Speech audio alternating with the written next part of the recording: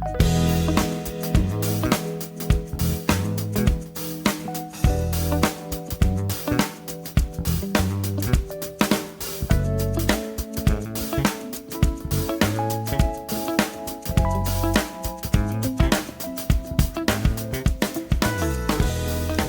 taas, mina olen Kristel Mina olen Rain. ja täna räägime teile kõrge tootlusega võlakirjadesse investeerimisest. Mida silmas pidada, kuidas neid analüüsida ja mis on üldse tähtis jälgida, kui sa teed investeeringuid just kõrge tootlusega võlakirjadesse. Aga enne paar sõna meist ja miks me täna üldse räägime kõrge tootlusega võlakirjadest.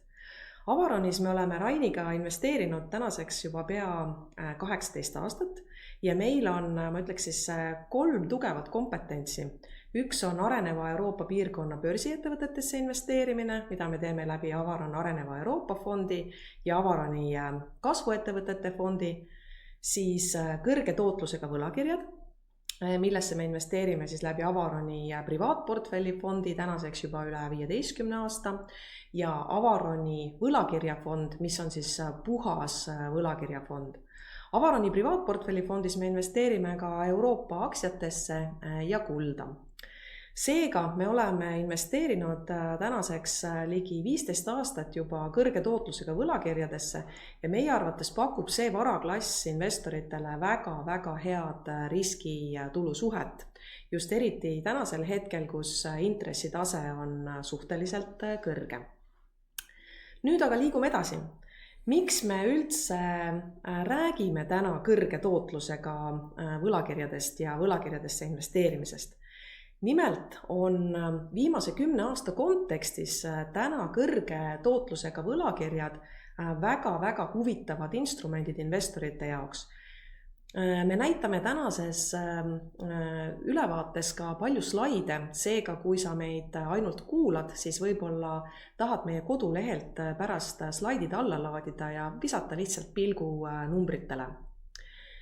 Nüüd praegusel graafikul on meil siis erinevate varaklasside tootlused. Punane joon on Euroopa kõrge tootlusega võlakirjad ja hall joon on üüritootlus Tallinna kesklinnas.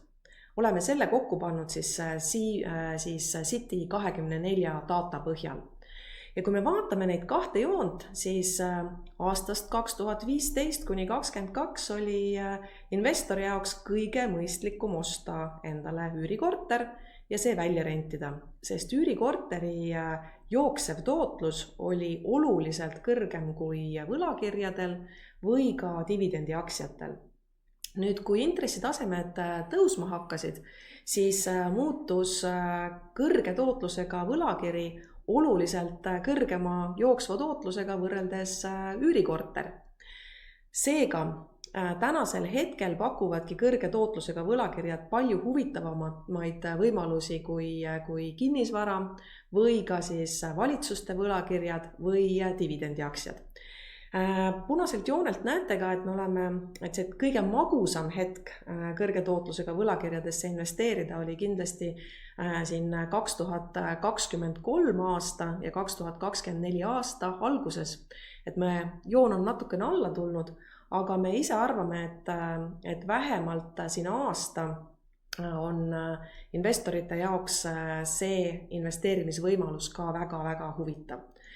Kui me nüüd paneme selle Avaroni fondide konteksti ja see, mida meie leiame täna turgudelt, siis me võime öelda, et huvitavad võimalused on täna laias laastus 7–10% aasta intressi pealt.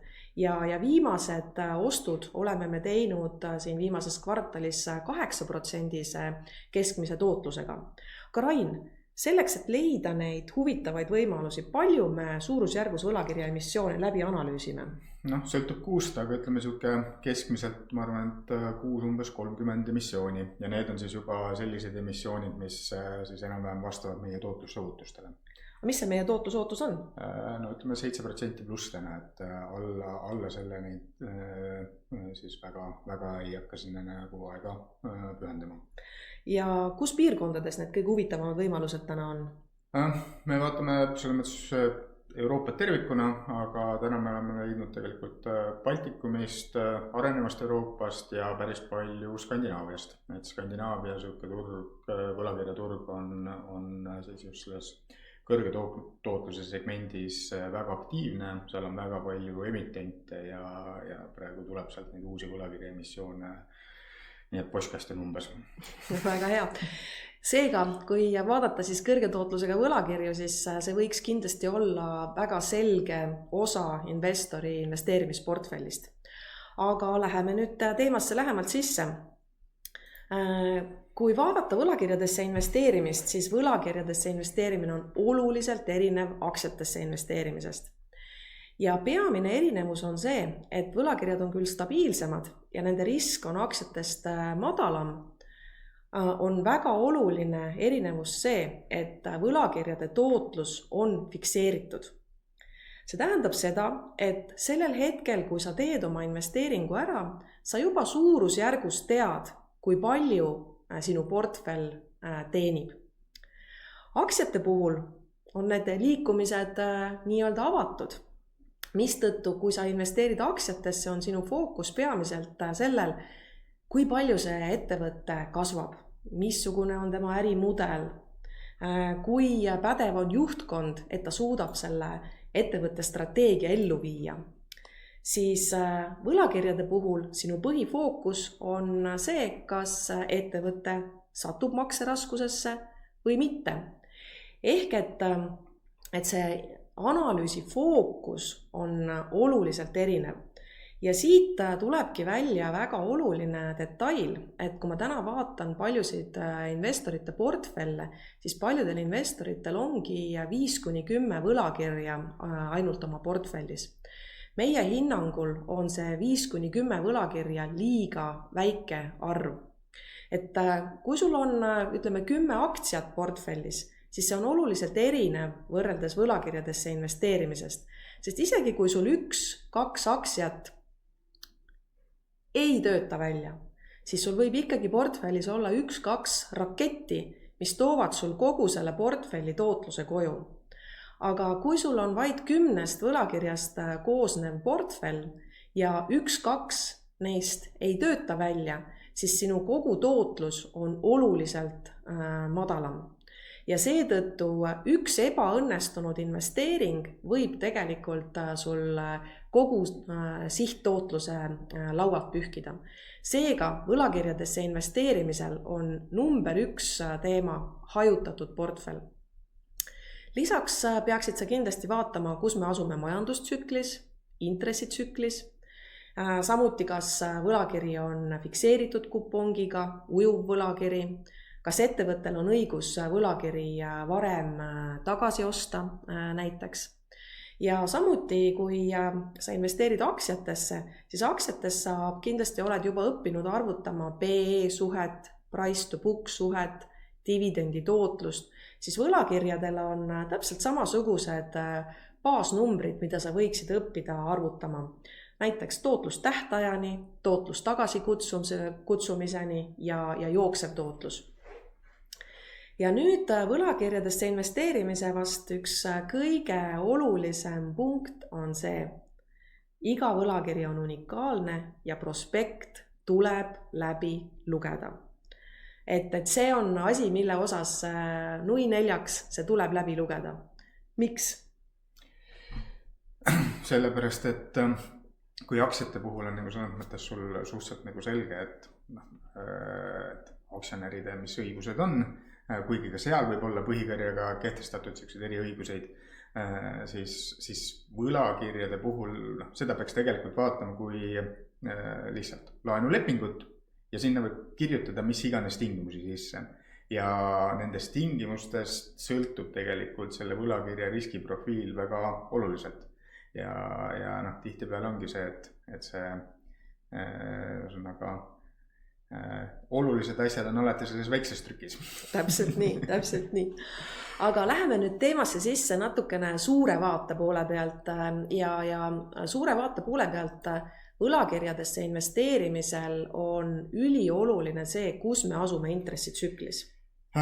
Jah, et nagu Kristel sa juba enne mainisid, et tegelikult peab võlakirjade investeerimise puhul alati pöörama siis tähelepanu majandus- ja makrotsüklile. Et siin slaidil ongi siis välja toodud Euroopa Keskpanga ja USA Föderaalreservi intressid. See ei ole küll ka väga pikk graafik, aga siin nagu selles mõttes paistab meil välja vähemalt siis 3 intressitsüklit, mis siis illustreeribki seda, et tegelikult tavaliselt intressid ei püsi väga pikalt stabiilselt ühel tasemel, vaid kui siis majandus kasvab kiiresti, inflatsioon on kõrge, siis intressi hakatakse tõstma ja vastupidi, kui inflatsioon tuleb alla, siis intressi alandatakse. Miks see on võlakirja investorile oluline, on sellepärast, et kui me räägime fikseeritud intressiga võlakirjast, siis kui intressitase turul tõuseb, siis sellise võlakirja hind langeb, mis tähendab seda, et investoril tekib siis väga oluline vastutuul. Ja vastupidi, kui siis intressid langevad, siis fikseeritud intressiga võlakirjade hinnad turul tasapisi tõusevad. Ja see siis annab investoritele võimaluse teenida natuke sükest lisatulu. Ehk täna me oleme selles tsüklis, kus võlakirjadesse investeerimisel on taganttuul. Just täpselt, et tegelikult ütleme, see viimane kümnend oli euroalas võlakirja investoritele väga raske, sellepärast et intressid olid nullis ja vahepeal isegi negatiivsed. Täna on intressitase kõrge, meil on intresside tipp on selja taga ja me oleme selgelt nagu langustrendis. Ja kas või sellelt graafikult on näha, et kui see intressid on hakanud langema, siis tavaliselt see langustsükkel kestab natuke pikemalt, et jah, võiks nagu arvata, et me oleme suurusjärgus nagu vähemalt Euroopas poole peal, et võib-olla USAs on nagu natuke nagu seda potentsiaali intressi alandada isegi vähem, aga euroalas ilmselt siin järgmine aasta jooksul need intressid languvad edasi.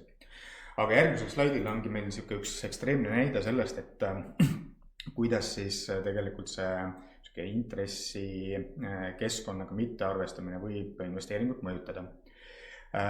2020 aasta suvel Austria riik emiteeris 100-aastase võlakirja, mis maksis siis 0,85% fikseeritud kupongi.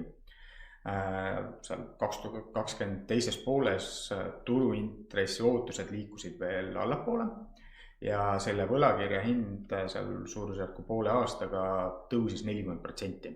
Ehk siis investorid teenisid tegelikult väga palju puhtalt selle võlakirja hinnatõusust. Ja 2020 detsembriks oli siis selle võlakirja hind 140% nominaalist ja tootlus lunastamiseni 0,4%. Ehk ta oli tõusnud 100 pealt 140 peale. Just. Ja me siin kontoris panime sellele, see on meil siuke lemmikinstrument, millel me ikka hoiame silma peal. Panime kontoris hüüdnime, et risk ilma tootluseta, sellepärast, et 0,4% ei ole mingisugune nagu selles mõttes päris tootlus, eriti kui võtta arvesse ka pikaajalist inflatsiooni. Aga teisalt omades seda võlakirja võtad sa ikkagi intressi ja inflatsiooni riski. Ja siis sealt edasi turu ootused intresside osas hakkasid muutuma, kuna inflatsioon väga järsult tõusis, intressid hakkasid ka tõusma. Ja siis juuniks 2022 oli selle võlakirja hind langenud üle 70% ja tootlus lunastamiseni oli tõusnud 2,5%-ni, mis selles mõttes on nagu endiselt väga madal tootlus. Ehk siis tegelikult on nagu see, et neil investoritel, kes seda tipust ostsid, on seda raha päris keeruline tagasi teenida. Ja täna see võlakiri umbes kaupleb sarnasel tasemel. Et see on lihtsalt illustreerimaks siis seda, et kui selle intressitsükliga ei arvesta, siis see võib võlakirja portfelli väga oluliselt mõjutada. Et tüüpiliselt ettevõtete võlakirjad ei ole nii pikad ja seal see tundlikkus on väiksem, aga see siiski võib päris nähtavalt mõjutada. Ehk siis, kui intressid tõusevad, peaks investor olema pigem lühemates võlakirjades, et kui need võlakirjad lõppevad, saab ta ennast ümber positsioneerida ja kui intressid langevad, siis peaks pigem olema pikemates võlakirjades. Täpselt, et selles mõttes, et ongi, kui me vaatame nagu ka enda võlakirja portfelli, siis kuni seal 2022 aastani me olime pigem ujuva intressiga võlakirjades ja meie portfelli siis tähtaeg lunastamiseni oli suhteliselt madal, seal vist isegi alla 3 aasta, aga nüüd, kui intressid on tõusnud, me oleme siis märkimisväärselt seda portfelli keskmist tähtaega pikendanud ja võimalikult palju eelistame ka siis fikseeritud intressiga võlakirju. Et see nagu selles mõttes siis muudab meie portfelli tundlikumaks intressi liikumistele ja kuna see praegu siis intresside trend on allapoole, siis see toetab meie portfelli ja kui me vaatame eelmise aasta tootlust, siis tegelikult meil tuli nagu ikkagi seal suurusjärku 3% punkti siis lisatootlust võlakirjade hinnatõusust. Nii, aga võtame investorite jaoks korra sammu tagasi. Paneme kõrge tootlusega võlakirjad siis riski ja tootlusootuse skaalale. Et kui me täna vaatame, kuidas on investoril võimalik investeerida, siis kõige madalama riski ja madalama tootlusootuse otsas on meil täna siis pangadeposiit ja riigi võlakiri. Kuidas me sealt edasi liigume? Sealt edasi tulevad korporatiivvõlakirjad, mis siis on emiteeritud sükeste Euroopa suurettevõtete poolt, mis on tüüpiliselt suhteliselt nagu madala riskiga. Edasi siis kõrgema tootlusega võlakirjad ja sealt edasi juba dividendiaktsiad ja kõige riskantsemad on ikkagi siis kasvuaktsiad.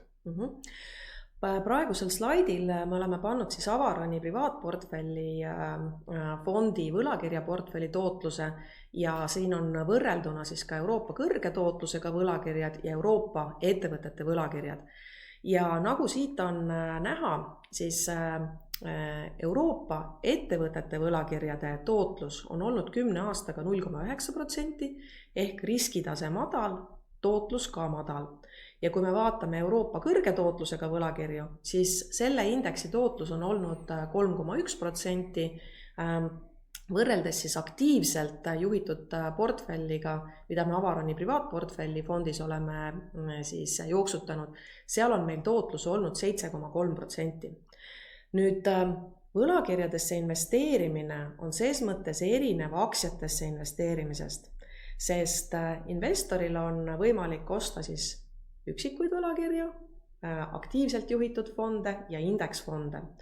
Aga indeksfondidesse investeerimisel on see teema, et indeksfondid esiteks ei hõlma kogu võlakirjaturu emitente. Et Euroopas on meil indeksis täna 600 ettevõtet ja turul kaubeldakse umbes 1500 võlakirjaga ja kokku on Euroopas emiteeritud üldse üle 12 000 võlakirja, mille tootlus on siis kõrgem kui 4%. Ja indeksisse jõuavad peamiselt ettevõtted, kellel on palju laenu, mis omakorda tähendab kõrgemat krediidiriski. Ja seetõttu on võlakirjadesse investeerimisel oluliselt lihtsam investoril ületada indeksi tootlust, mida aktsiatesse investeerimisel on oluliselt keerulisem teha. Ja kui me täna vaatame oma võlakirjaportfelle, siis meil on üle 70 võlakirja siis nii privaatportfelli fondis kui Avarani võlakirjafondis, millest ainult 8 võlakirja on siis indeksis. Seega, kui sa plaanid investeerida võlakirjadesse, siis indeks ei pruugi olla sinu jaoks kõige mõistlikum tee, kuidas võlakirjadesse investeerida. Et pigem vali ise võlakirju oma portfelli või otsi mõni siis aktiivselt juhitud võlakirjafond. Nüüd investorid on meie käest palju ka küsinud seda, et Avaronil on olemas võlakirjafond, aga LHV-l on ka olemas võlakirjafond. Et kuidas siis Avaroni fond erineb LHV võlakirjafondist? Meie strateegia on siis ikkagi selles mõttes agressiivsem, et pakkuda positiivset reaaltootlust, mis tähendab ka selles mõttes kindlasti nagu rohkem riskivõtmist. et LHV portfellil me päris täpselt veel ei tea, mis see siis nagu endast kujutab, aga nii palju kui nendest materjalidest siiamaani on aru saanud ja kuna ma saan aru, et see peaks jäljendama siis nende S-pensionifondi võlakirja investeeringuid, siis see annab nagu aimduse, et kui me võrdleme siis kõrge tootlusega võlakirju investeerimisjärgu võlakirjadega, millesse siis LHV peamiselt hakkaks investeerima, siis seal on päris oluline tootluserinevus ja teine erinevus on ja ka riskierinevus. Ja riskierinevus, et kui peaks tulema mingisugune suurem kriis, siis kindlasti lühiajaliselt need investeerimisjärgu võlakirjad siis suudavad hoida enda väärtust paremini. Et nad ei ole ka 100% immuunsed, aga kindlasti sellises kriisiolukorras kõrge tootlusega võlakirjade hinnad langevad rohkem. Aga teisalt, kui kriisi ei tule ja kui me vaatame, et mis nagu üle pikema aja siis tootluste erinevus on, siis tegelikult on see ikkagi kõrge tootlusega võlakirjade puhul selgelt kõrgem.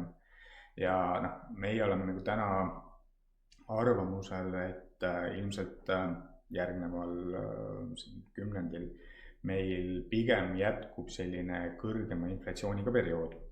Ja see tuleneb lihtsalt siis sellest, et arenenud riikides igal pool on võlakoormus väga kõrge.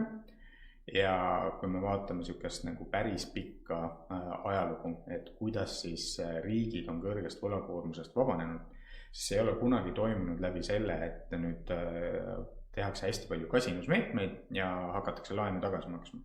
Ei, see toimub läbi inflatsiooni, mis nagu ilmselt nagu selles mõttes nagu tähendab seda, et see tõenäosus, et inflatsioon püsib siis natukene kõrgem, kui ta oli meil siin eelmisel kümnendil, on siiski arvestatav ja mis tähendab tegelikult seda, et selle inflatsiooniga kaotavad siis need inimesed, kes istuvad rahas, need, kes võtavad sellist madalat riski, nad võib-olla nagu selles mõttes heal juhul säilitavad ostujõu, aga reaaltootluse saavutamine ilmselt on seal ka natuke keerulisem.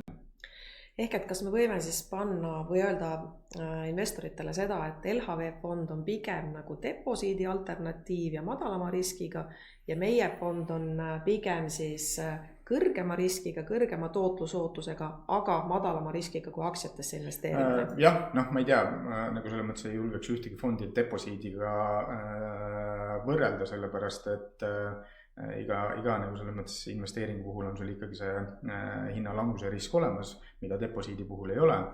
Aga jah, et ütleme siis niimoodi, et kui inimese investeerimishorisont on lühem, seal 1-2 aastat, siis ilmselt tegelikult siis ei ole mõistlik selle rahaga võtta suurt riski ja siis peakski vaatama sellist natuke turvalisemat investeerimisstrateegiat.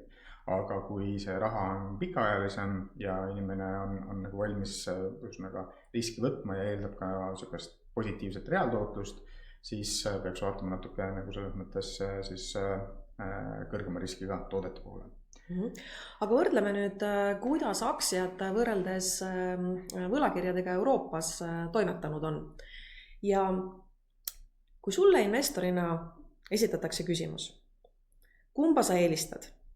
Kas 8%-se tootlusega 3-aastast võlakirja või aktsiat, millel on 24% siis tõusupotentsiaal 3 aastaga? Mida sa vastaksid?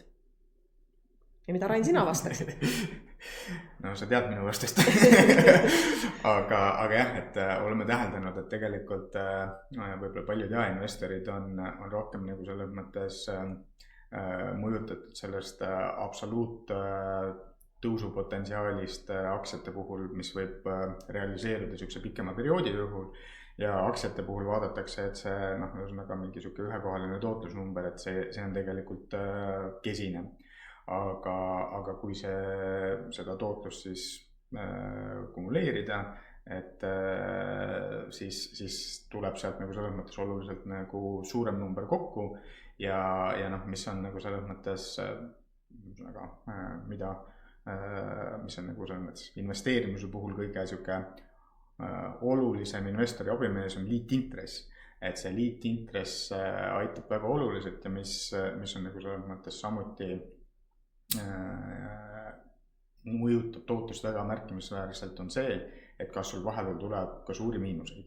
Sellepärast, et kui sul näiteks on vahepeal 10% miinus, siis sul ei piisa 10% tootlusest, et tagasi nulli jõuda. Et võlakirja investeeringute puhul on sul see tootlus oluliselt lineaarsem, sul tuleb ka kindlasti vahepeal miinusega perioode, aga need on pigem väiksemad ja see selles mõttes sellist pikaajalist tootlust aitab siis oluliselt paremini saavutada.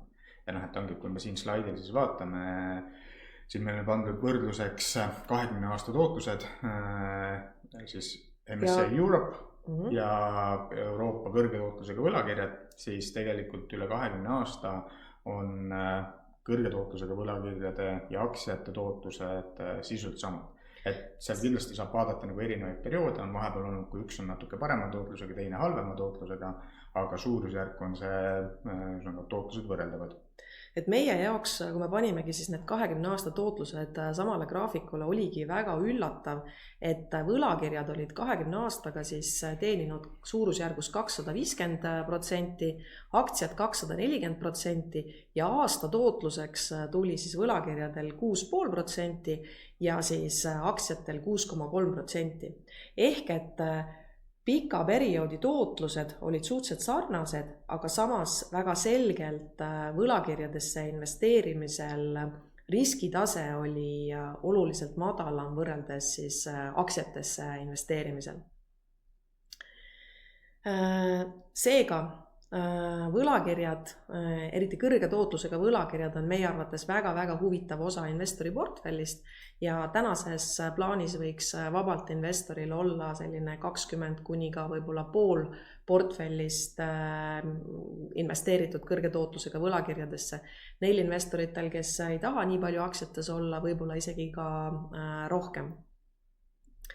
Aga vaatame siis, kuidas aktsiad ja võlakirjad käituvad kriisisituatsioonides. Et oleme siia graafikule pannud siis aktsiaturgude indeksi ja siis MSCI Europe'i ja võlakirjaturgude indeksi siis Bloomberg Pan-European High Yield indeksi. Ja panime siis alguspunktiks 2007 aasta aktsiaturgude tipp. Mis siis juhtus pärast seda? Mis siis juhtus, oli see, mis ühel investoril meeldi, kõik kukkus ja korralikult. Aga kui me vaatame siis Euroopa aktsiaturg kukkus üle 60%, umbes 60% ja ka kõrge tootlusega võlakirjadel oli siis üle 30-40% langus. Aga kui me vaatame nüüd seda, et kui pikk oli see periood, mis kulus selleks, et taastuda siis sellele varasemale kõrgemale tasemele, siis aktsiate puhul võttis see aega 6,5 aastat, mis on ikkagi keskmise investori jaoks päris pikk aeg. Kui me vaatame võlakirjaindeksit, siis võlakirjaindeksil kulus 2 aastat aega, et jõuda tagasi sinna siis kriisieelse tipuni. Ja kui seejuures tegelikult on veel oluline pöörata tähelepanu sellele, et selle kõrge tootlusega võlakirjaindeksil ütleme, see alguses oli see langus väikene, alla 10% ja siis üle 10% miinus kestis tegelikult ainult 1 aasta. Et ongi, et see on jällegi investori riskitaluvus, aga ütleks, et ma arvaks, et kuni 10% langust on ilmselt kõigil suhteliselt lihtne taluda, sealt edasi läheb võib-olla see natukene selliseks rohkem tuntavaks.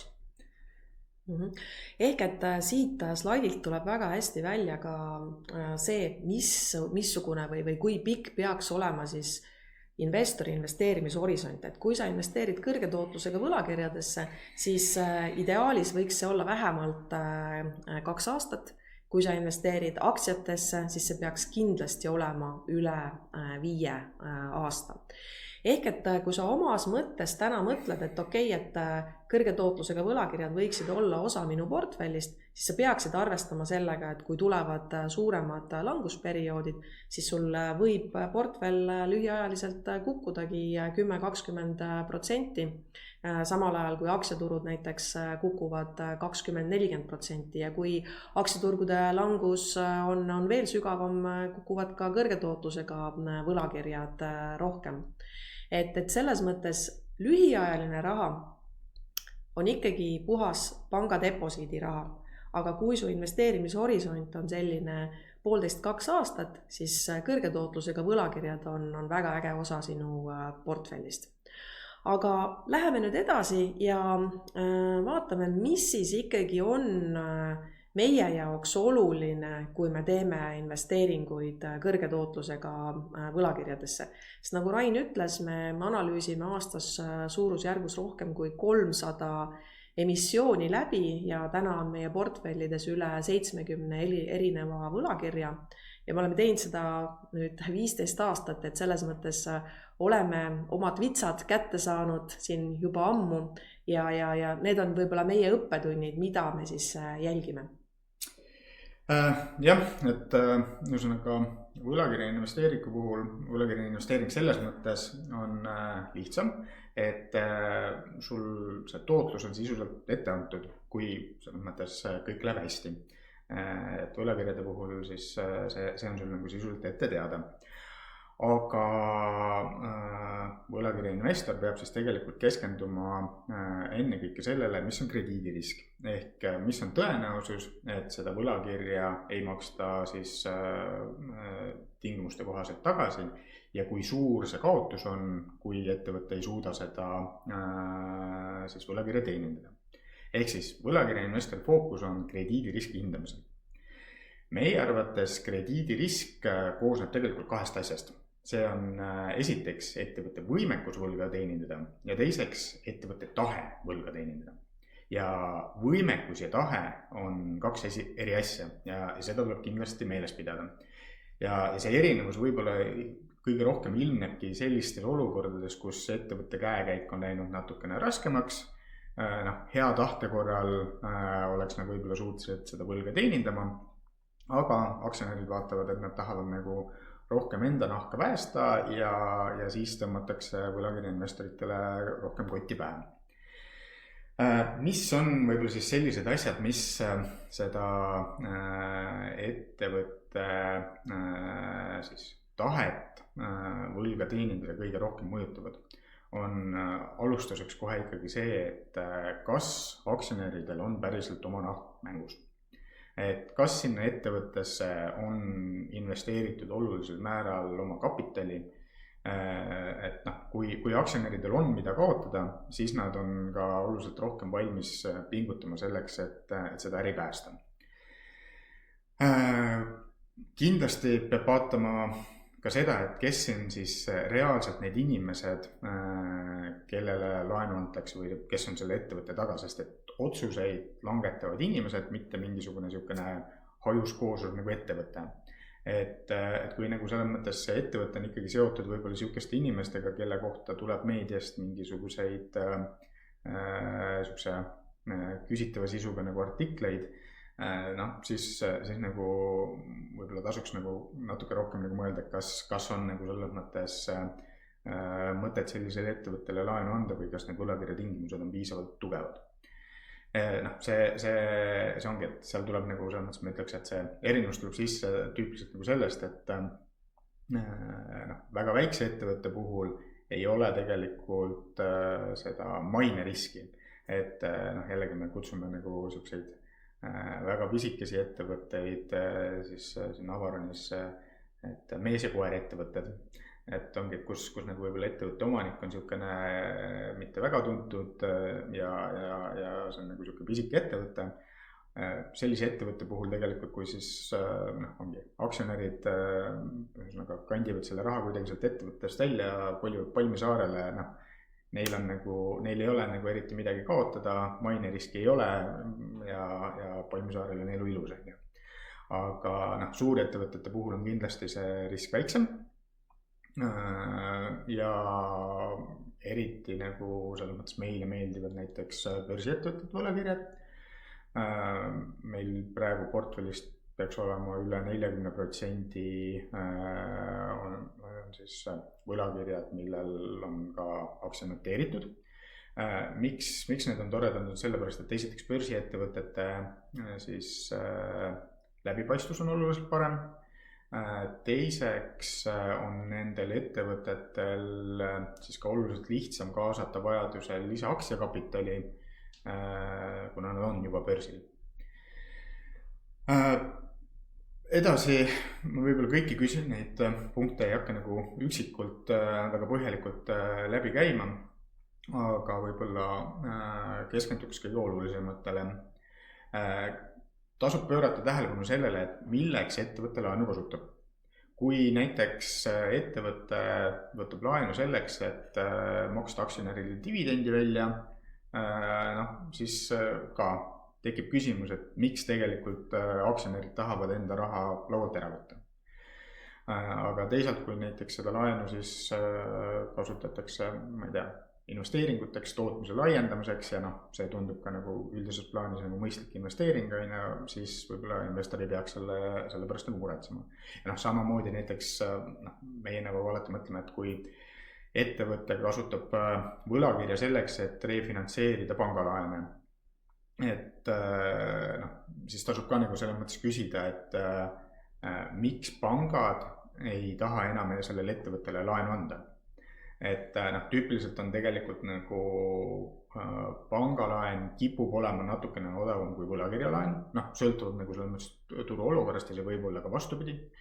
Aga võlakirja emissiooniga kaasnevad nagu lisakulud ettevõttele, et kui nagu pank annab heal tingimusel laene, siis esimesena ikkagi ettevõtted lähevad panka. Ja kui pank ei taha laenata, siis võiks küsida, et kas nagu ise ikkagi tahab sinna laenu anda. Kui me enne rääkisime sellest, et ettevõtte võimekus ja tahe teenindada võlga, siis selle tahte puhul on siis asi nii, et seda tegelikult saab päris oluliselt mõjutada tugevate võlakirja tingimustega. Ehk siis kui võlakirja tingimustesse on sisse kirjutatud võlakirja investoreid kaitsvad siis tingimused, siis see võib väga märkimisväärselt suurendada ettevõtte tahet seda võlga siis korrapäraselt teenindada. Ja võib-olla ongi, et investorite jaoks üks parim nagu selles mõttes kaitseid on siis erinõuded ettevõtte finantsseisukorrale. Et need on siis tüüpiliselt määratud läbi mingisuguste võla suhtarvude, need debida või minimaalne omakapitali suhtarv või midagi sellist.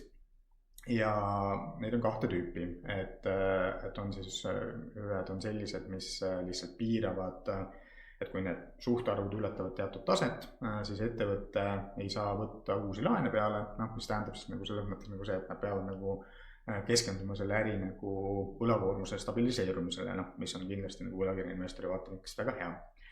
Ja teised siis need erinõuded on sellised, mida ettevõte kohustub hoidma teatud tasemetel kogu võlakirja eluea jooksul. Inglise keeles kutsutakse neid maintenance covenantideks, mis siis tähendab seda, et kui ettevõte mõnda neist suhtarvudest ületab, muutub see võlakiri siis enne tähtaegselt tagasimakstavaks. Miks see lisab siis võlakirja investoritele sihukese olulise kaitsekihi on see, et tegelikult kui äril hakkab kehvemini minema, siis mida varem sealt raha tagasi saada, seda rohkem õnnestub seal päästa. Et keegi ei taha jääda uppuvale laevale viimaseks ja täpselt need siis siuksed maintenance covenantid panevadki selles mõttes ette selle piiri, et ettevõte ei lähe restruktureerimisse alles siis, kui põhimõtteliselt ongi pankrot välja kuulutamisel, vaid oluliselt varem, mis siis tegelikult tähendab seda, et sealt ilmselt on veel nagu rohkem midagi tagasi saada. Üks siuke asi, millele me kindlasti pöörame väga palju tähelepanu, on siis ettevõtte struktuur ja üleüldse siis see, et kui lihtne on sisuliselt seda äri tõsta kõrvalkehasse.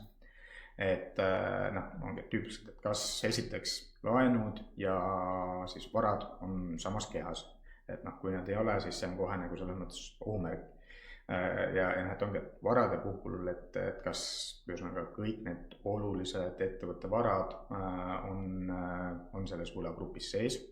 Et näiteks üks siuke aastate tagune markantne näide, mis meenub, oli siis selline, kus ettevõtte kaubamärk kuulus siis asutajale põhiaktsionärile otse, ettevõtte maksis selle kaubamärgi kasutamise eest omanikule siis tasu.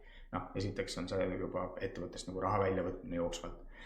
Aga sellise nagu struktuuri puhul on tegelikult ettevõttel väga lihtne saata oma klientidele laiali kiri, et tänaseni teenindas teid ettevõtte OÜ Ratsarikkaks, aga järgmises kuus saate arved OÜ-lt Ratsarikkaks 2. Kliendi jaoks mitte midagi ei muutu, kõik äri läheb nagu selles mõttes edasi nagu vanasti. Aga võlakirja investori jaoks muutub väga palju, sellepärast et see keha, kuhu tema andis laenu, on nüüd tühi keha, kus mingit äritegevust ei toimu ja ega ilmselt sealt ei ole ka siis lootust eriti midagi tagasi saada. Et see on selles mõttes siuksed faktorid, millele tasub nagu alati tähelepanu pöörata. Kas Planet 42 läheb ka selle sama bulleti alla? Jah, kindlasti, et seal olid nagu selles mõttes see ettevõtte struktuur oli täpselt red flag, aga seal oli nagu selles mõttes neid siis punaseid lippe oluliselt rohkem, et alustame sellest, et tegemist oli, sõltuvalt mis perioodil, kes sinna laenu andis, aga kas olematu või negatiivse omakapitaliga ettevõttega, ehk siis see esimene punkt, mida me siin kõige rohkem rõhutasime, et kas aktsionäridel on oma nahkmängus, siis mina ütleks, et ei olnud. Et aktsionäridel oli seal väga palju võita, kui seal välja töötab, aga mis neil oli kaotada, kui see välja ei tööta. Ehk et sisuliselt laenuandjad olid omakapitali investorid, aga said piiratud tootlust. Jah, täpselt. Ja oligi, et seal siis antud struktuuris oli veel see, et oli esiteks teine kiht laenuandjaid, kellel olid tagatud laenud, et need Eesti võlakirjad olid allutatud, mis ongi, et sellise ettevõtte puhul meie jaoks on totaalselt nagu välistatud, et sellisesse ettevõttesse võiks investeerida, esiteks ongi, kui sinna investeerida, pigem siis juba aktsiainvesteering, kus sul on selles mõttes avatud tõusupotentsiaal, et kui see asi töötab välja, siis sa mitmekordselt enda raha on. Et sa võid nagu vahel nagu selles mõttes siukseid nagu väga riskantseid investeeringuid teha väikse osaga portfellist. Aga võlakirja ja eriti allutatud võlakirja investeering siuksesse ei tundu nagu selles mõttes üldse nagu mõistliku siukse riskitulu suhtega.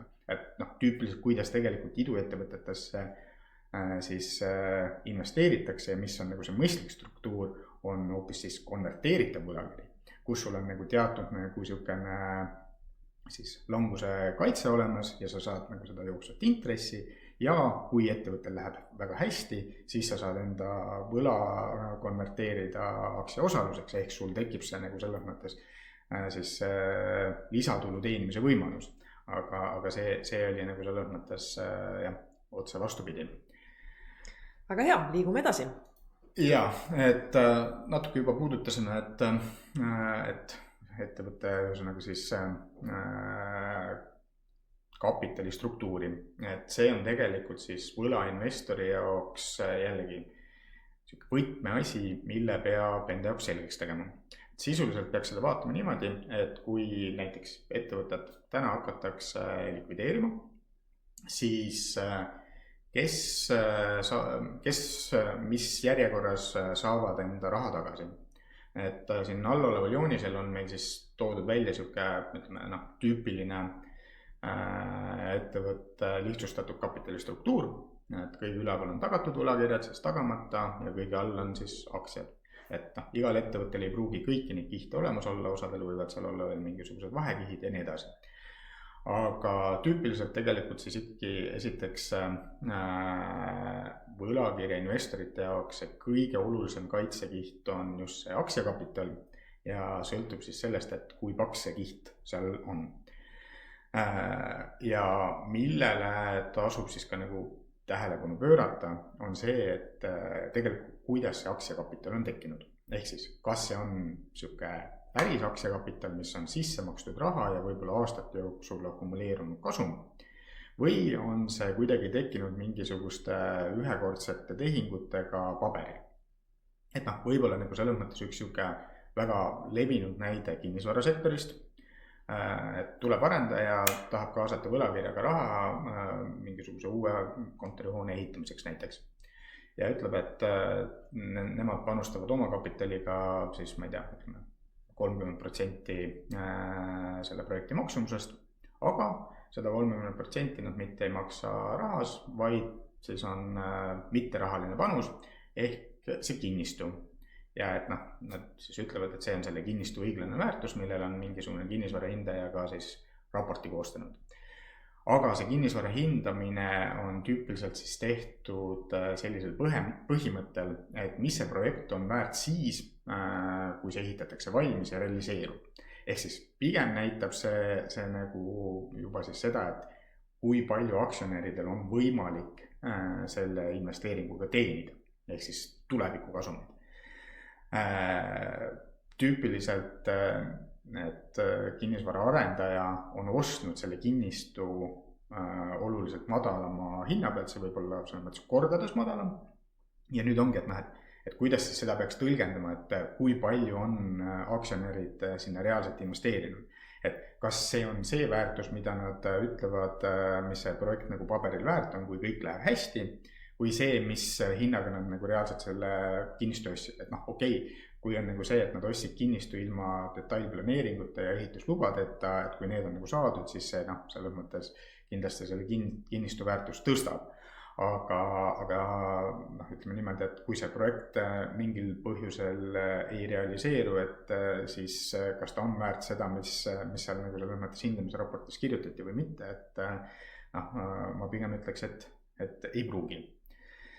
Ja see on nagu selles mõttes samamoodi on siin väga palju nagu siukseid siis ennekõike võib-olla just siuksed ettevõtted, kus omanikud on erakapitalifondid, kes on väga agressiivse siis siukse kapitalistruktuuriga, kus sul sisuliselt ettevõte tõstetakse ühest käest teise, sul tekib siis väga märkimisväärne kogus kuudvilli ja teisel pool tundub, et on ka omakapital. Aga ongi küsimus on nagu selles, et kas mis on siis ühesõnaga mittemateriaalsete varade probleem on selles, et need on tegelikult üsna halvad tagatised ja tagatisi läheb vaja siis, kui ettevõttel läheb kehvasti.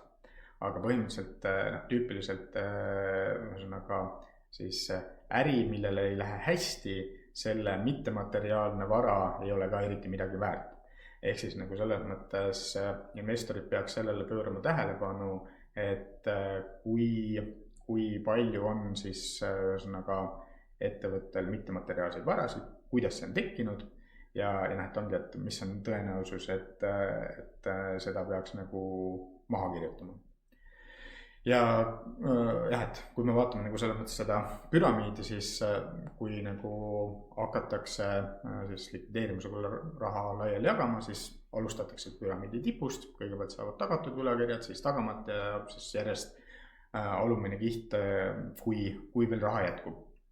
Et tagatud võlakirjad on selles mõttes alati siis kõige paremas positsioonis, aga see sõltub jällegi konkreetsest tagatisest ja see sõltub jällegi konkreetse võlakirja tingimusest, et mis seal tagatisteks on, kas on kõik ettevõtte varad, vahel on nagu see, et sul on tagatiseks ainult mingisugune osa,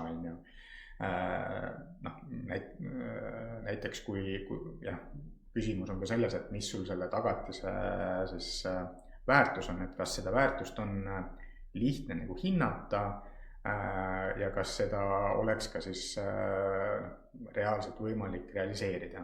Et noh, siin tekibki nagu selles mõttes nagu erinevus, et noh, võib-olla näiteks ma ei tea, Tallinna kesklinnas kontorihoone tagatisena on suhteliselt hea, et seda nagu selles mõttes on keegi ikkagi nõus nagu ostma, aga kui sul on tagatiseks kusagil, ma ei tea, Kapa-Kohilas metsade vahel mingisugune vana saekaater ja see saekaater ise läheb siis pankrotti, et kas sul selle nagu kinnistu on lihtsasti müüdav, on ta nagu müüdav selle hinnaga, mis nagu selles mõttes nagu võib-olla seal on kirjas, et noh, see on nagu oluliselt nagu selles mõttes küsitavam. Ja siis nende tagatistega võib ka olla veel see nüanss, et see tagatis võib olla ka teiste võlakohustustega jagatud, mis jällegi selles mõttes siis lahjendab seda potti. Aga ehk et siis loe läbi prospekt, tee selgeks kapitali struktuur ja tagatised. Jah. Aga vaataks siis edasi natukene, et kuidas nagu selles mõttes võib-olla hinnata seda ettevõtte võimekust võlga teenindada, ehk kuidas siis nagu teha seda finantsanalüüsi poolt. Et noh, esiteks on jällegi see, et ettevõtte nagu finantsaruanded tuleb läbi vaadata ja enda jaoks selgeks teha, et noh, see nagu selles mõttes, see osa ma ütleks, et on suhteliselt sarnane, mis nagu aktsiaanalüüsi puhul, et sa pead aru saama sellest, kus kohast, kuidas ettevõtte raha teenib, mis on need peamised faktorid, mis nende kasumlikkust ja kasvu mõjutavad. Et kui sa ei oska nagu ettevõtte puhul nimetada, et mis need nagu, ma ei tea, 3 peamist nagu faktorit on, siis ilmselt sa ei saa tegelikult sellest ärist nagu piisavalt hästi aru ja noh, kui need on ka nagu liiga üldised, et ma ei tea, lihtsalt üldine majanduskasv, siis see on ka võib-olla natuke liiga nagu pinnapealne.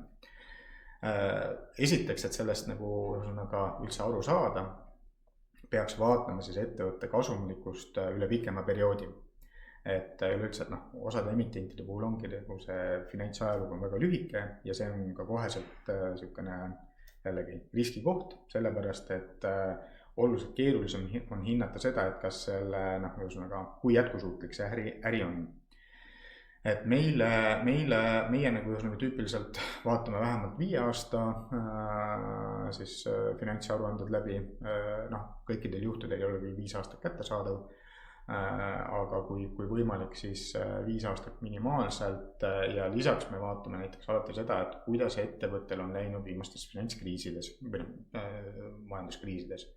Et noh, see on jällegi see, et asjad lähevad halvasti siis, kui on nagu majanduslangus ja noh, mitte et nagu selles mõttes, et iga kriis oleks sama, aga noh, mingisugust referentsi me saame ikkagi.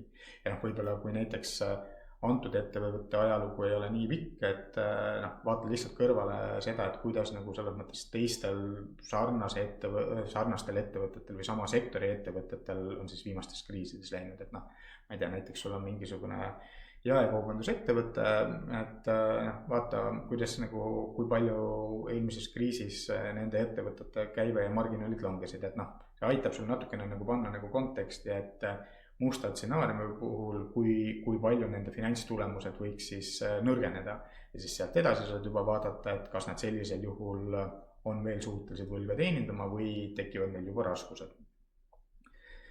Ehk siis peabki nagu aru saama sellest, et kuidas ja miks on kasumlikkus siis läbi erinevate perioodide kõikunud ja mis siis tegelikult on seal numbrite taga. Kindlasti peab eristama seda, et mis siis on IFRS aruannetes tegelikult raporteeritud numbrid ja mis on siis juhtkonna poolt korrigeeritud finantsnäitajad. Et väga tihti on nagu seda, et ettevõtted enda presentatsioonis näitavad siis korrigeeritud mingisuguseid finantsnäitajaid, et noh, näiteks on mingisugused ühekordsed tulud või kulud, et need võetakse välja. Nende teatud juhtudel võib see olla ka selles mõttes väga nagu õigustatud, aga pahatihti juhtub seda, et ettevõtted ütlevad, et näed, meil see aasta olid nagu mingisugused ühekordsed kulud, et kui me need välja võtame, siis meil on kasumlikkus täitsa tipp-topp. Aga järgmine aasta tuleb, et jälle on mingisugused ühekordsed kulud ja niimoodi kordub, et noh, siis tekib küsimus, et kas need tegelikult on nagu selles mõttes ühekordsed kulud või mitte. Ehk siis, kui nagu mingid sellised korrigeeritud finantsid on, siis peaks nagu enda jaoks tegema selgeks, et mis on nende korrektsioonide sisu, sa saad nagu ka mõelda, et kas see on nagu siis nagu mõistlik või mitte, aga siis alati peaks nagu tegelikult vaatama kõrvale ka nagu seda, et mis siis on ikkagi päriselt kehtivate raamatupidamisstandardite järgi raporteeritud numbrid. Peab pöörama lisaks, kui aktsiainvestori jaoks on võib-olla nagu selles mõttes see kõige olulisem just kasumiaruanne, et kui kasum kasvab, siis on kõik hästi ja peaks aktsiahind tõusma. Siis võlainvestor vaatab lisaks kasumiaruandele oluliselt pingsamaid bilanssi, et kas sealt tuleb nagu kaitse ja ka rahavoogude aruannet. Et tegelikult on see, et võla teenindamine sõltub rahavoogudest. Ehk siis kas ettevõttesse tuleb raha sisse, millega saab maksta intresse ja vajadusega laenu tagasi. Ja finantsanalüüsi siis tulemusena peaks enda jaoks läbi arvutama erinevad finantssuhtarvud, mis meil on siin slaidil ka välja toodud. Et ma ei hakka neid nagu võib-olla siin jällegi üksikult läbi seletama, et lihtsam on vist see, et kui ka üks nagu guugeldab või vaatab Investopeedias, kuidas neid arvutatakse, aga mis on oluline on see, et need suhtarvud aitavad siis tegelikult kvantifitseerida seda, et mis on ettevõtte siis võimekus võlga teenindada, kui palju neil on puhvrit, et näiteks EBIT interest coverage, et see näitab siis nagu seda, et mis on ettevõtte ärikasum, kui palju ettevõtte ärikasum ületab intressikulu. Et ongi, et kui see on nagu selles mõttes mingisugune 2-3 korda, see tähendab nagu seda, et tegelikult ettevõtte ärikasum võib oluliselt langeda ja nad suudavad ilusti endiselt veel intressi maksta.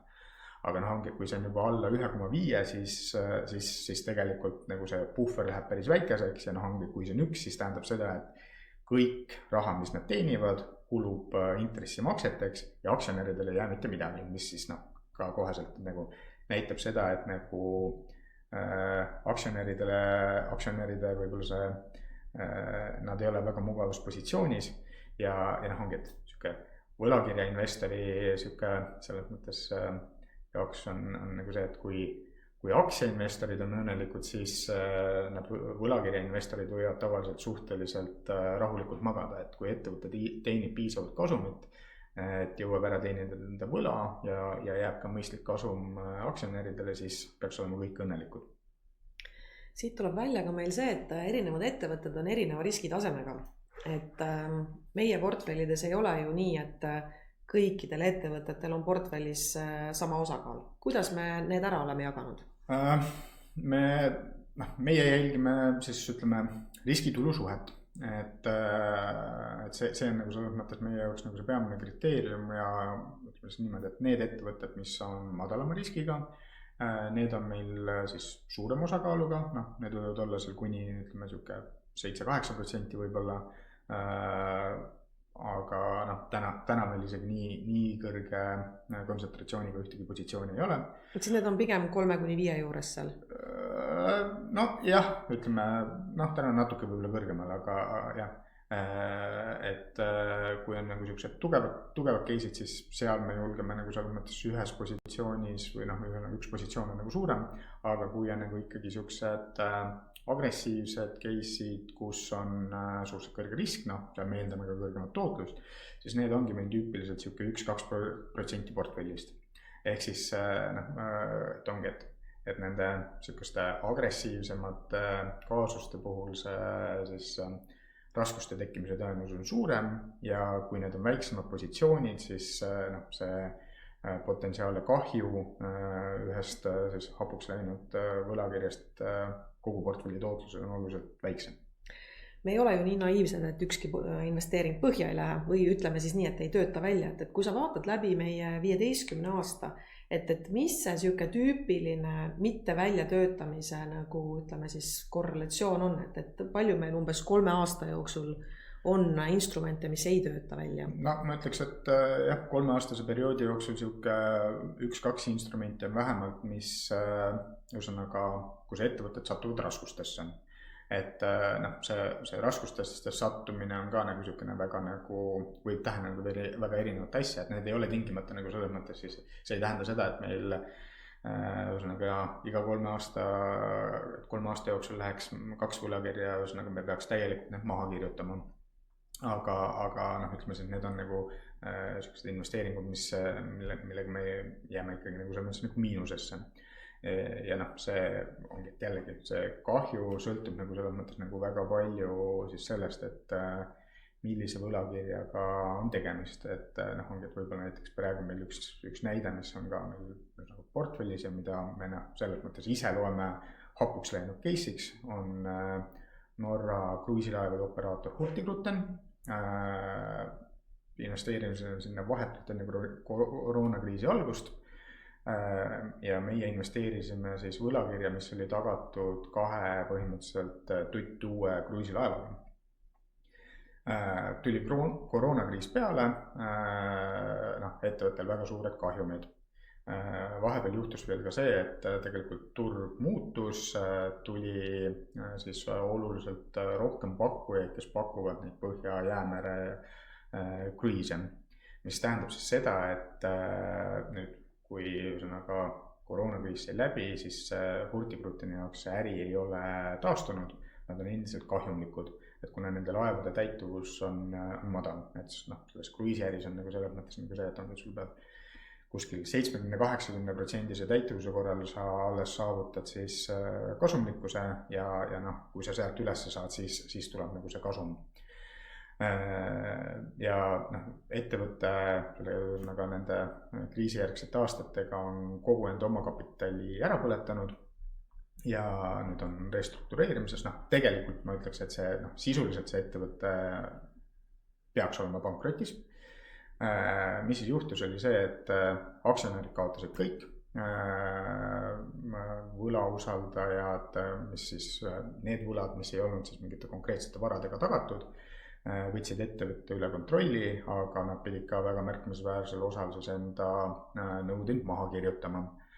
Aga meie võlakiri on tagatud, selle tagatise tänane väärtus ületab endiselt märkimisväärselt selle võlakirja väärtust ja see võlakiri kaupleb täna turul seal kuskil mingi 92-94 juures. Et jah, ta on nagu selles mõttes hinnas langenud, aga ta ei ole nagu, see ei ole nagu selles mõttes mingi selline kaotus, mis tingimata jalust lööks. Ja ühesõnaga, tegelikult oligi, et selle restruktureerimisele meie hääletasime vastu, et meie arvates tegelikult antud võlakirja investorite jaoks ettevõte oleks nõnda öelda surna parem kui elavana, sellepärast, et kui need laevad müüa, saaks võlakirja investorid selle raha täisulatuses ilmselt tagasi ja saaks eluga rahulikult edasi minna. Et jah, see on nagu võib-olla üks näide, et kuidas need nagu selles mõttes nagu case'id võivad nagu hapuks minna ja see on nagu selles mõttes see investeerimisel lahutamatu osa ja ei maksa eeldada, et neid ei tule, vaid selleks tasub valmis olla. Väga hea, aga käime siis nüüd ka läbi mõned võrdlusnäited. Ja 2 sükest konkreetset näidet Balti võlakirjaturult, et lihtsalt nagu jällegi illustreerimaks seda, et kuidas meie siin nagu selles mõttes asju vaatame ja neile läheneme. Ehk et alati läbi riski-tulu suhte. Jah, just. Et 2 ettevõtet, Sun Investment Group ja siis leedukate Lordsi poolt hallatav AI fond. Mõlemad emitendid emiteerivad siis taastuvenergia projektidesse. Ehk selles mõttes äri poolest tunduvad nagu üks-ühele võrreldavad. Sun Investmenti võlakiri oli siis tehti 2023 novembris 13% tootlusega ja oli tagatud võlakiri. AI võlakiri oli mõned kuud hiljem 10% tootlusega ja tagamata võlakiri. Et noh, kui ainult nüüd võib-olla ongi vaadata seda, et tagatud tagamata ja tootluse numbrit, noh siis tundub ju see, et Sunny võlakiri on selgelt parem, et kõrgem tootlus ja tagatud. Aga kui sinna hakata nüüd minema sisse, et mis meile siis silma jäi, et esiteks Sun Investment Grupi võlakirja puhul sisuliselt sellised oluliselt kaitsvad kovenidid puuduvad. Ainult oli olemas siis keeld maksta aktsionärile dividende, see on ainult siis, kui on nagu kasumit, mida maksta. Siis finantsaruannetest jäi meile silma selline asi, et nad 2022 aastal siis tagantjärele muutsid enda aruandlust. Kui nad varasemalt arenduskulud kandsid jooksvalt kuludesse, siis nad otsustasid tagantjärele seda muuta ja hakata neid kapitaliseerima. Selle tagajärjel tekkis neil juurde 6,6 miljonit eurot omakapitali, mis tegelikult siis moodustas selle emissiooni hetkel olevast omakapitalist vist umbes 60%, kui ma õigesti mäletan. Ehk siis omakapitali suhtarv tõusis 6% pealt 19% peale. Et jällegi, see ei ole nagu selline mustvalge, et kas arenduskulusid nagu tohib või peaks kapitaliseerima, mingitel juhtudel on see õigustatud, aga reaalsus on see, et need arenduskulud on tegelikult juba kulutatud raha, ehk kui nagu läheb ettevõtte likvideerimiseks, siis neid ei ole nagu sealt midagi nagu tagasi saada. Edasi tagatud võlakiri, aga kui vaadata seda, et millega see võlakiri oli siis tagatud, siis mitte kogu ettevõtte varadega, vaid ainult nende siis Itaalia tütarettevõtete projektidega, mida ettevõtte siis ise hindas, et on väärt 12 miljonit. Aga jällegi, mis need projektid siis tegelikult olid? Et kui ma õigesti mäletan, siis neil ei olnud seal veel Itaalias mitte ühtegi siis valmis ehitatud projekti, ehk need olid kõik paberil planeeritavad projektid. 2/3 projektidest ei olnud ühesõnaga keskkonnaluba ega ehitusluba. Ehk siis see oli ainult projektid, kus neil oli nõnda öelda maa kindlustatud. Mida see maa kindlustatud nende mõttes tähendas, oli see, et nad ühesõnaga ei oma maad, vaid neil oli lihtsalt siis rendileping mingisugustele maatükkidele ja siis nad üritavad seal ajada välja need ehitus- ja keskkonnalaad, et saaks sinna arendada mingisuguse taastuvenergia projekti. Küsimus on nagu selles, et kas tagatisena rendileping ehk kohustus maksta renti, kas see tegelikult on nagu väärt 12 miljonit eurot? Et mina ütleks mitte, et see on nagu jällegi täpselt see nagu lähenemine või näide, et ilmselt need projektid oleks väärt aktsionäridele 12 miljonit siis, kui need projektid õnnestub valmis ehitada ja neid õnnestub müüa, siis tekib selline nagu suurusjärgus nagu see väärtus aktsionäridele. Mis meil veel lisaks seal silma jäi, oli see, et Sunil on täitsa arvestatavad tehingud seotud osapooltega. Et kui võrrelda selle seotud osapoolte mahtu nende tegevuskasumiga, siis need olid nagu päris märkimisväärsed summad. Jällegi, seotud osapoole tehingud mõnikord võivad olla ka nagu selles mõttes mõistlikud ja õigustatud, aga sul on alati olemas see risk, et kas seda kasutatakse tegelikult nagu ettevõttest raha väljavõtmiseks. Et seda on nagu väga keeruline hinnata ja meile nagu selles mõttes meeldib, kui me ei pea üleüldse sihukeste küsimuste üle nagu pead murdma. Ja juba tol hetkel, kui seda võlakirja tehti, siis ettevõte ütles, et et kohe hakkavad nagu mingisuguseid projekte müüma ja sealt tulevad siis rahavood. Nüüd tagantjärele siiamaani ei ole neil ühtegi projekti õnnestunud müüa, sest tegelikult on see taastuvenergia projektide turg on muutunud oluliselt keerulisemaks ja see mõjutab täpselt samamoodi ka AI-d. Aga kui me vaatame siis seda AI võlakirja lähemalt, eritingimused, omakapitali suhtarv peab kogu võlakirja eluea vältel olema minimaalselt 50% ja netovõimendus ei tohi ületada 75%. Et ja emissiooni hetkel oli neil vist omakapitali suhtarv 61% või midagi sellist. Et nüüd ongi, kui me võrdleme nagu 61% versus 19 või pigem nagu 6% omakapitali suhtarv, seal on nagu väga drastiline erinevus.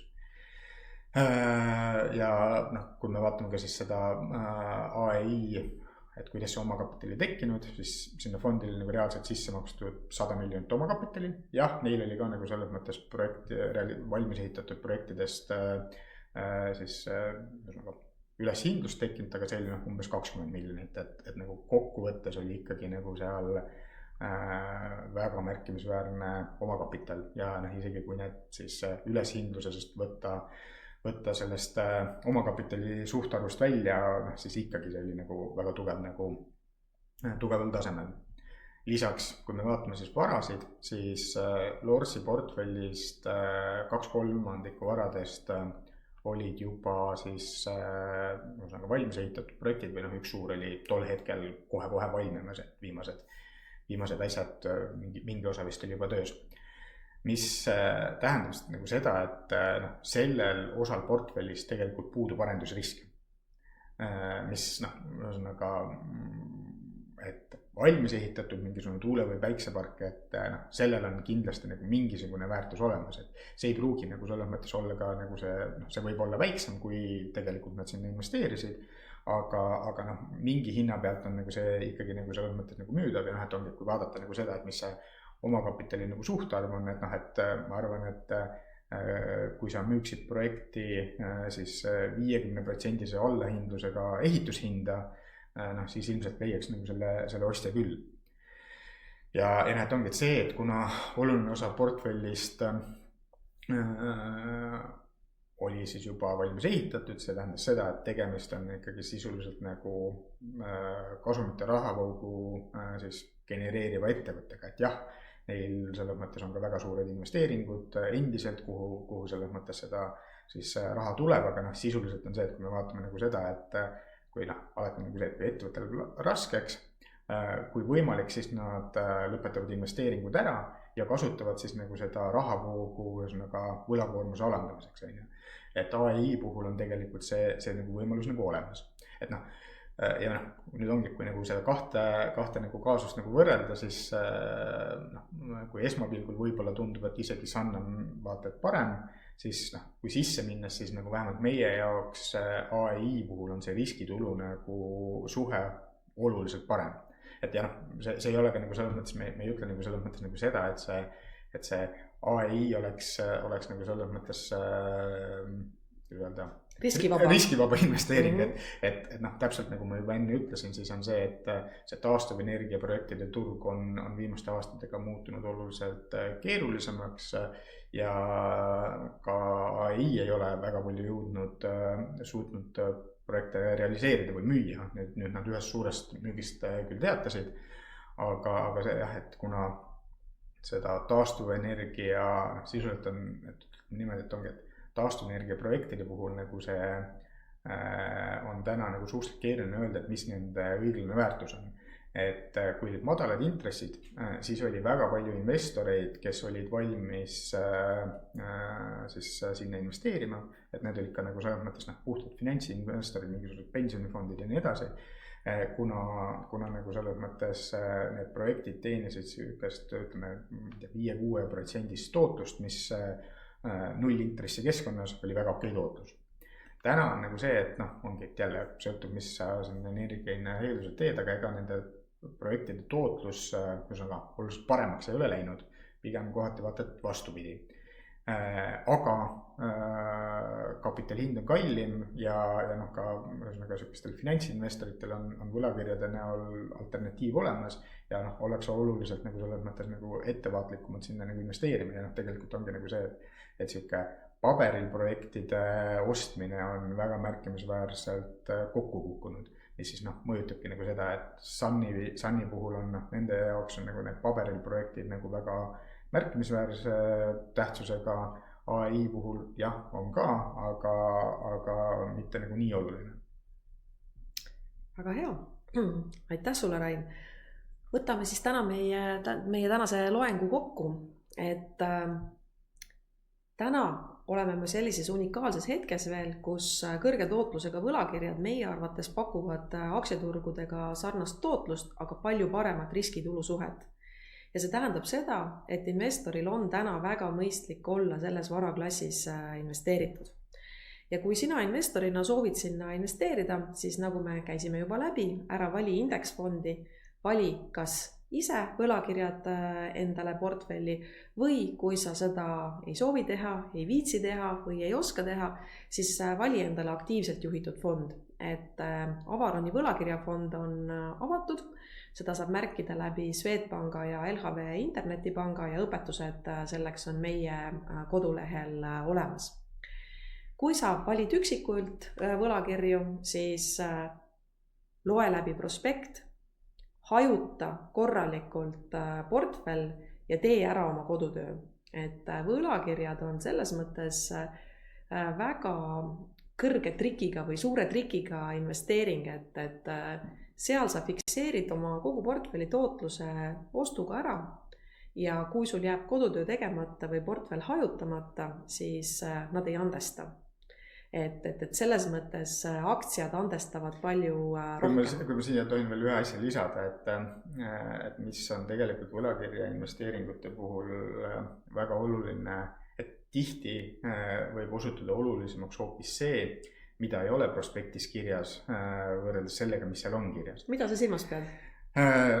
Põhimõtteliselt ongi nagu see, et jällegi, kuidas on nagu selles mõttes inimese nagu mõtlemine nagu üles ehitatud, on see, et ikkagi pööratakse tähelepanu sellele, et mis sul on ees nagu mustvalgelt kirjas. Aga kui näiteks sinna tingimustesse ei ole mingisuguseid olulisi siis võlainvestori kaitseklausleid sisse kirjutatud, siis ei pruugigi nagu selles mõttes nagu pähe tulla, et aga võiks ju siuke asi ka olla. Ja näiteks meie oleme enda jaoks teinud siis sellise kontrollnimekirja, mille me iga võlakirja jaoks ära täidame. Meil on seal üle 80 eri nagu selles mõttes nagu asjad, osad on nagu selles mõttes lihtsalt nagu sellised ettevõtte nimi ja nii edasi, aga siis on nagu peamine fookus on siis nagu selles mõttes nendel just võlakirjade tingimustele, mis klauslid on seal olemas, mis covenantid näiteks, mis häälte enamust on vaja, et võlakirja tingimusi muuta, kas näiteks ujuva intressiga võlakirjal on olemas nullintressi põhi ja nii edasi, et neid nagu selles mõttes kriteeriumeid on hästi palju. Ja miks see nagu selles mõttes selline kontrollnimekiri on hea, et ka nagu meil endal nagu aeg-ajalt juhtub seda, et kuulad ära ettevõtte presentatsiooni, tundub nagu siuke väga nagu okei ettevõtte ja juhtkond jätab nagu hea mulje ja mõtled, et tegelikult see on tore case on ju.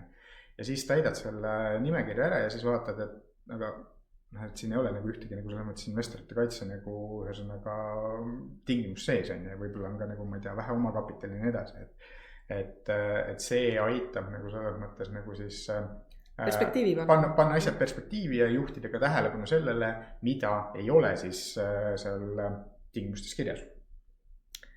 Väga hea, sellega lõpetame. Kui teil tekkis küsimusi, kontaktid on siin presentatsioonis olemas, võtke julgelt ühendust ja järgmise korrani. Aitäh! Nägemist!